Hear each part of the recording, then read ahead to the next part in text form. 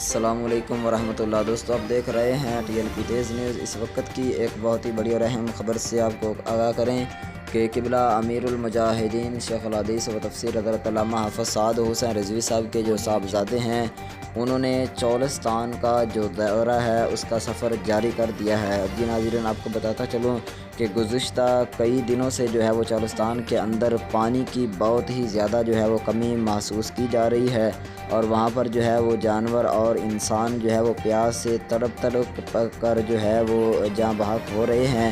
تو اس لیے قبلہ حافظ سعد حسین رضوی صاحب نے جو ہے وہ چولستان کا دورہ کیا ہے۔